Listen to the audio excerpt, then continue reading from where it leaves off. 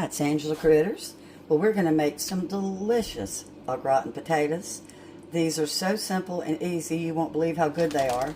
It's a simple cup of heavy whipping cream, some white cheddar cheese with a little Parmesan on top and a little butter on top. We're supposed to have a little bit of fresh garlic, but I'm out, so we're just going to use a little bit of garlic powder and substitute. So first thing we're going to do is we're going to get started slicing up our russet potatoes. And I have washed mine, scrubbed them really good. They're so small, I'm not going to take the peeling off. It will take all day, and I like peeling. So we're going to use my new rotary cheese grater. It's the greatest thing you've ever seen. It has a little attachment to do sliced potatoes. So let's get started. I like using the skin of potatoes because it's healthier. Here we go. So I'm going to get these all sliced up, and then we'll be right back. This is the greatest little thing. I don't know how to say it. It's G-E-E-V-E-L, but it's worth getting just to make potatoes au gratin. It really is. Or to make tavern fries, because you make them, the little chips like this. I absolutely love it. I got it for Christmas, and I have really enjoyed it. Okay, so let me unhook it. It locks to the countertop, and it really does. Okay, so we've got, whoops, hold on a second, we'll get right back where we're supposed to be. We've got 1 cup of the heavy whipping cream, and we're going to throw these potatoes in, and I just washed my hands. We're going to coat the potatoes really well with the milk, and we're going to add some cheese, salt and pepper, and they're going to go back in my casserole dish. Alright, so let's put in a little bit of garlic. Got my garlic powder. Take the place of 3 garlic cloves, and we're going to generously salt and pepper, because these potatoes will be bland if you don't use liberal salt. And I'm normally not a salt person, but you have to have salt for these. It's a requirement. Alright, so we're just going to mix these up really good.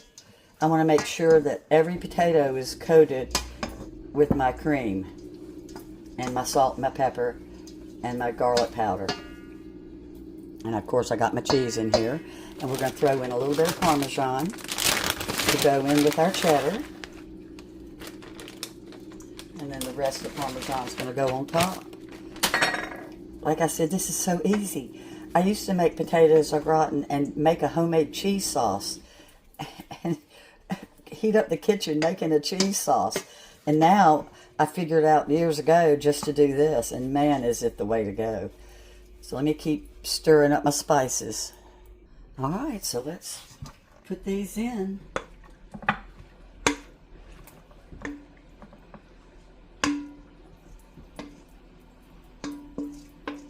Let me get my spatula and get the rest of that milk out. And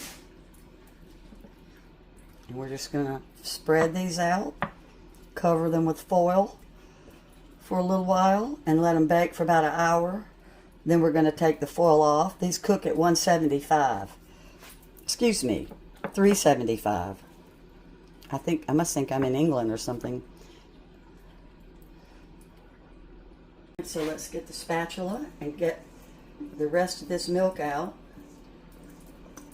And if they look a little tiny bit dry, you can put a little bit more milk, the cream, and pour them over if you want.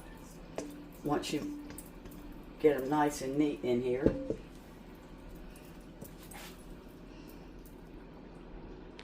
And I am going to pour a little bit more cream over them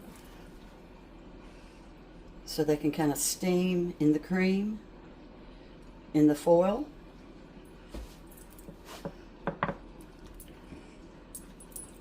If you don't have heavy cream, you could use half and half, or you could use a can of evaporated milk.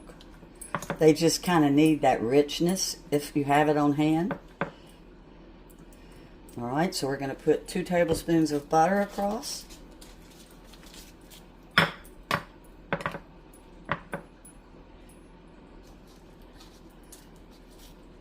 This is soft. It's not going on very good. I should have used my cold butter.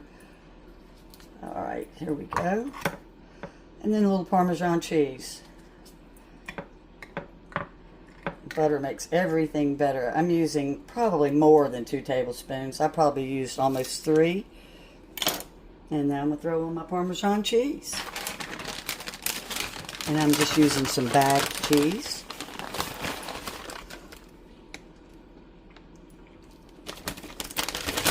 This is so simple, but boy is it good. Can't be beat. Okay, so let's put a little foil on top. Tight. Then at the end, like I said, we're going to get them brown. But we need these potatoes to steam. So they're going in at 375. It's been an hour, so I just took it out of the oven and took the foil off. And I'm going to put it back in for about 15-20 minutes. I'll check it at 20 minutes. It's out of the oven and it's delicious. I've already tasted it. I couldn't resist. It's real important if you don't have a mandolin to slice that all of your potato slices are the same thickness. Otherwise you'll have some cooked and some won't be, and that won't be very good. So I'll have the directions in the description and tell you exactly how much cream and butter and everything I used. Thanks so much for watching. Bye-bye.